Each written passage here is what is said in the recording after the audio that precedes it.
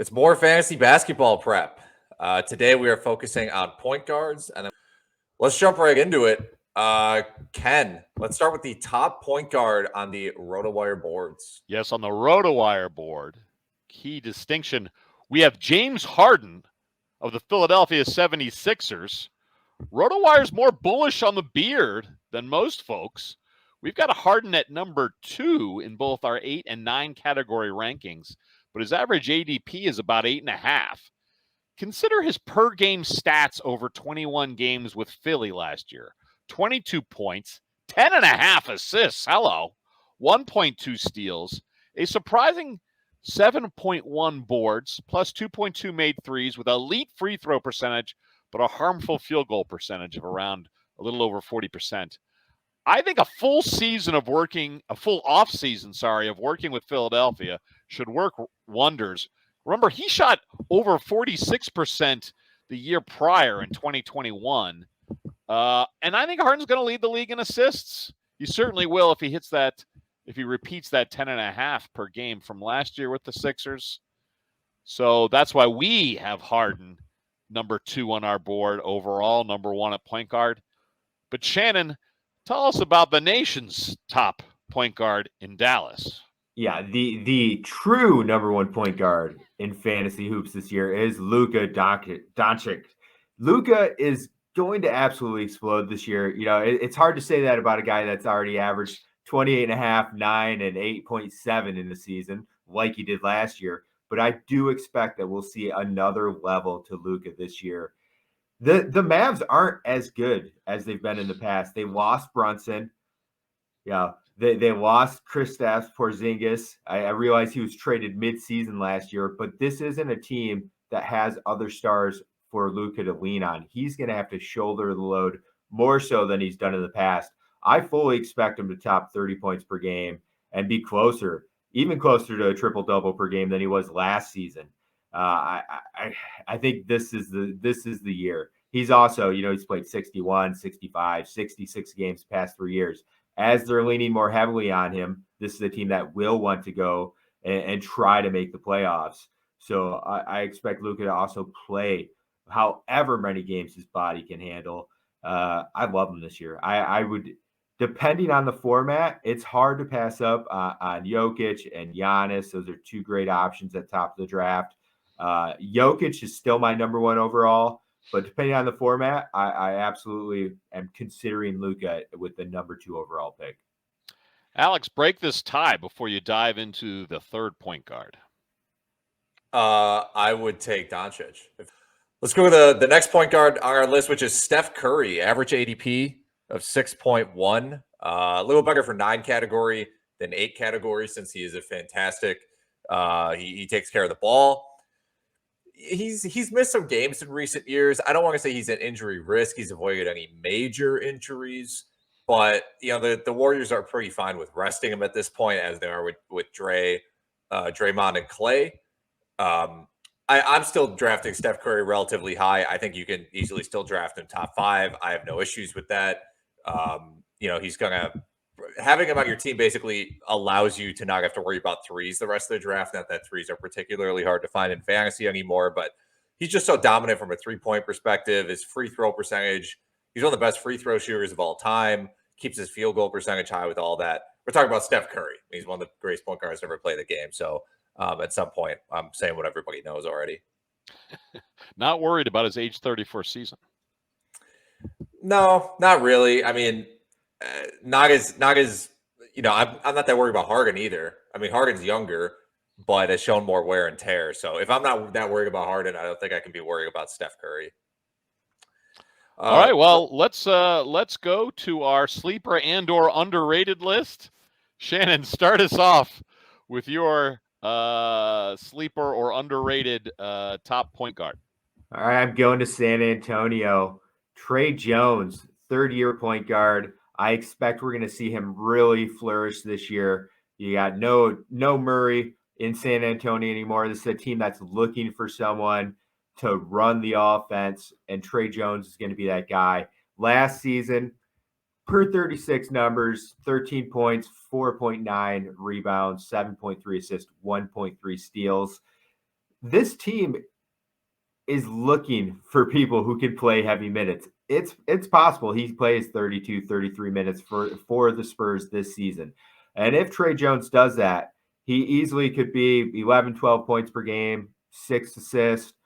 The steals and three-pointers, this is where we're going to have an issue. I think the percentages are going to be fine, but he's the rare point guard these days that does not hit three-pointers. So, if you're looking for assists after pick 100, Tre Jones is available. He's a guy to target. Just realize that you are going to have to find three-pointers elsewhere and possibly steals as well. Yeah, Tre Jones, someone I really like this year, especially for 9-cat, because his assist to turnover ratio is ridiculous. Plays a lot like his brother Tyus Jones in Memphis. Ken, who is your underrated point guard? I'm going with kind of a point guard / shooting guard combo in Dallas. Spencer Dinwiddie. Shannon already touched on Jalen Brunson's move to the Knicks.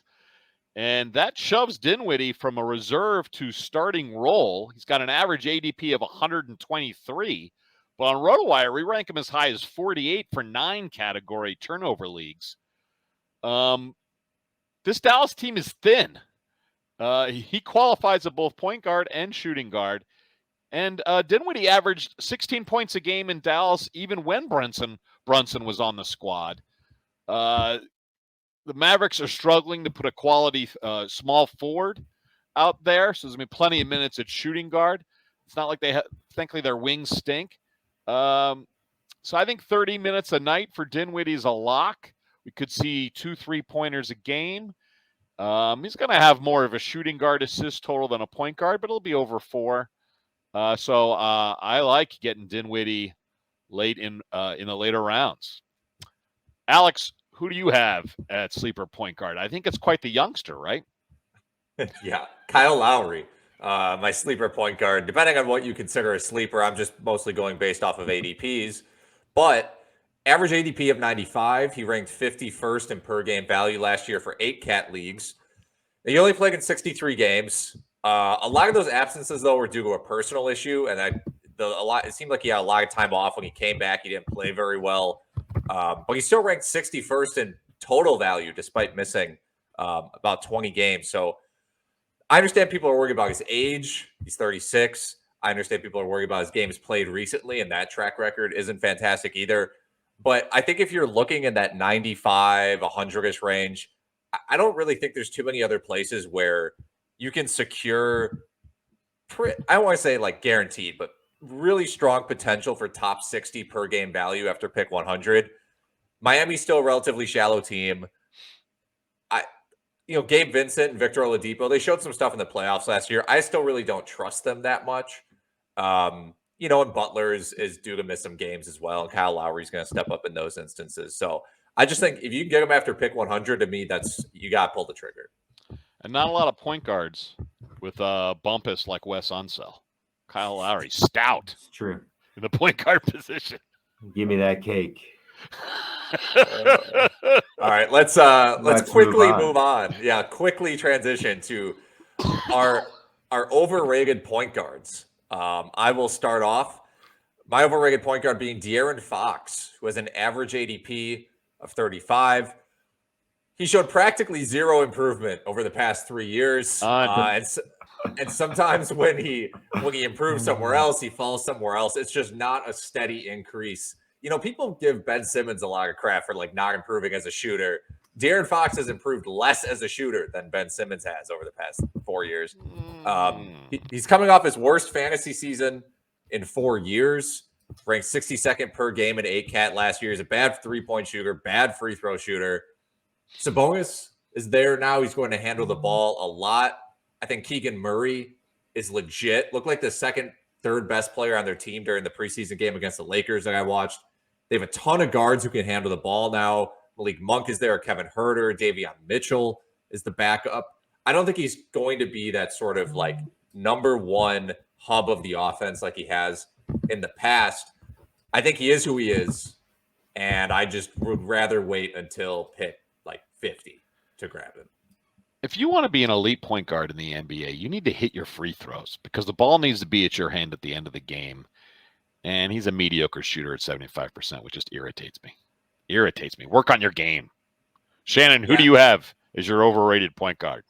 My overrated point guard is the perennial overrated point guard, Kyrie Irving. He's a skilled dude. We know he's very good at basketball. The main issue is his ADP. On Yahoo, he's going 16th. 16th. A top 20 pick on a guy who's played 60, 67, 20, 54, 29 games. I can't do it. There's no way I'm going to spend a top 20 pick on a guy like Kyrie Irving when I can go Tyrese Halliburton, Cade Cunningham, somewhere else. Give me some young legs who are going to play 70 games. I can't do it with Kyrie. I know he's going to be 25, 5-5. That's fine. But games you can't matter. predict the mystery absences. No, games matter. There's no way. He's way too risky for a top 20 pick. I agree. Yeah, it's just great per game. He's ranked 6th per game, 8 cap value, each of the past 3 years. But I agree. I would rather wait until about pick 25, which is where I think about I got him in our like 5-man league that we did like a month or so ago. All right, Ken, who's your guy? I'm going to go with someone I'd love to have on my NBA team, but he's overrated this year for fantasy, and that's Dejounte Murray, now with the Atlanta Hawks.